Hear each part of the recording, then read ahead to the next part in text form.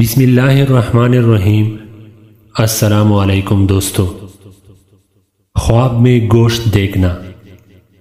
گوشت سے مراد روزی اور خوشحالی ہے۔ اگر کسی آدمی کا گوشت کھائے تو اس کی تعبیر یہ ہے کہ وہ اس کی غیبت کرے گا۔ خنزیر کے گوشت سے مراد حرام مال و دولت ہے۔ مچھلی کے گوشت کی تعبیر پاکیزہ روزی ہے۔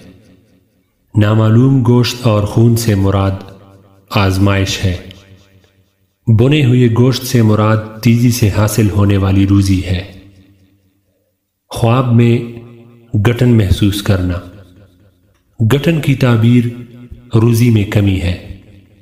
اس کی تعبیر گناہ اور اس کے اثرات بھی ہو سکتے ہیں۔